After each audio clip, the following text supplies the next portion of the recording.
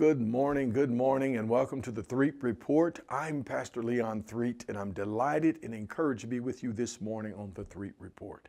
You know, there are just so many things going on. You know, this is election season, and I want to encourage you, please make sure that you vote on November the 7th. That's not only Charlotte-Mecklenburg, but also a number of the local towns around Charlotte-Mecklenburg. They're voting, and certainly if you have the opportunity to vote early, don't do as some say, vote often, but vote faithfully and consistently. You know, the Threet Report is really about informing, educating, elevating, and encouraging you about the matters pertaining to our nation, our state, certainly the local issues, as well as our faith and the church community.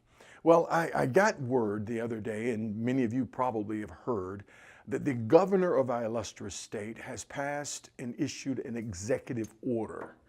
And this executive order gives special protection, special rights to the LGBTQ community, meaning the transgender community.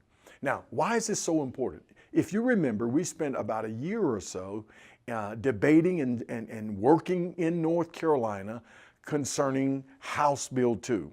If you remember, House Bill 2 limited special rights to those who were gender confused, those from the homosexual and transgender community, not giving special rights. Remember that case or that bill, House Bill 2, came from a response out of Charlotte-Mecklenburg's, Charlotte City Ordinance that was issued and implemented by Mayor Jennifer Roberts and then the City Council with her. So House Bill 2 came in and stayed, which was signed, if I remember correctly, April the 1st, no, it was May the 30th of 2016. So what ultimately happened is that the Governor Cooper, along with the General Assembly, came to a compromise and said, we will then implement House Bill 142, which will keep matters the way they were until a later date. The later date under House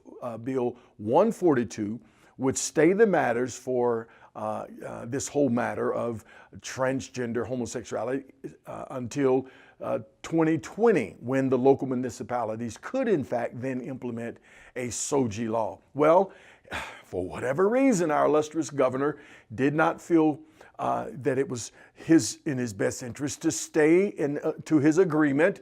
And so he's issued an executive order giving special protection, special rights, non-discrimination rights, as he uses the term in his executive order. It's called Executive Order 24, giving these very special rights to a particular part of our community. In particular, now, you know, I don't have problems with those who are struggling with their sexual identity, but I do want to make note that we're talking about sexual behavior, and we're giving special rights to a sexual behavior. Now, I recognize that there's a huge percentage of those who believe and espouse to the homosexual agenda, that they feel that they have been maligned or persecuted. But it's another issue when we begin to implement public policy based on a person's behavior. In this case, sexual behavior. So I want to encourage you, if you want to know more about this executive order, you can certainly go to our website, leonthreet.com. We have it posted there. And I want you to take the time to read through it as I have and go into detail. And then there's some more action. Because listen, we're in a cultural conflict here.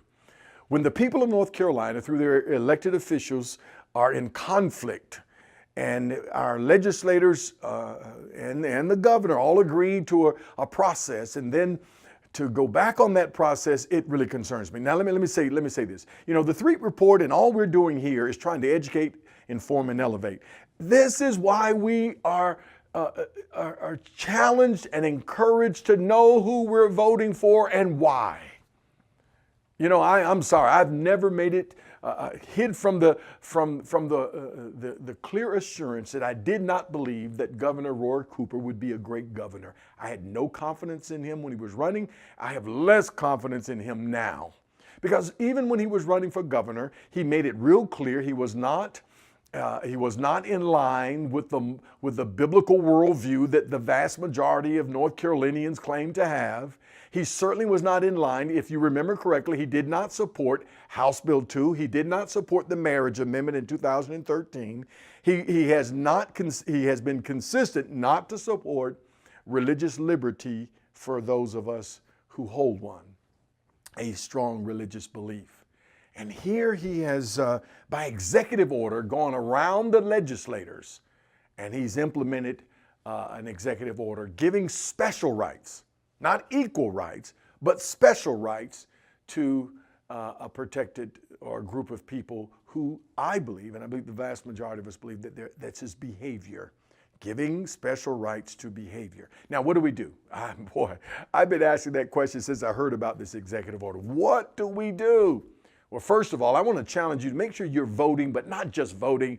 Be an informed voter. We have the elections coming up in a matter of a week or so, and I want to challenge you to make sure that you know who you're voting for and why. The first thing on my list when I vote, the very first issue is life. If you do not get the life matter right, you will probably not get the other issues right. Life is on the top of my list. Secondly, if you can't get the gender issue right, you probably can't get the other issues right either. Life and gender, that's simple as far as I'm concerned, that God made us male and female, and I believe I'm pretty clear on that. Most of North Carolinians believe that, and yet we vote differently. So I want to encourage you, when it's time to vote again, please vote differently than we did. I don't understand how we got in this mess on something so fundamentally clear.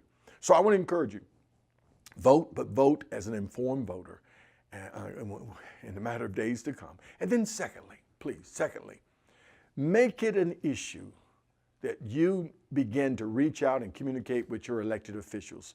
I want to encourage you to contact your North Carolina legislators, your congressional leaders, and let them know, I'm concerned about this executive order, and you're asking them to take some action.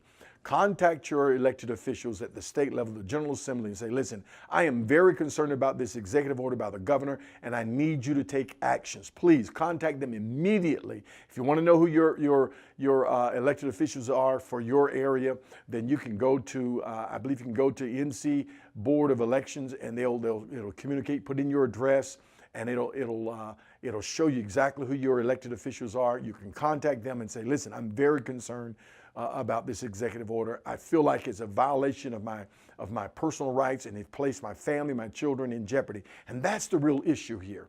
And this is why I'm taking the time to challenge you. Listen, contact them, but also please protect your family. I mean, this is an alert call for those of us with young girls. I have a 16-year-old in high school, and I have two granddaughters that are in school locally here in Mecklenburg County.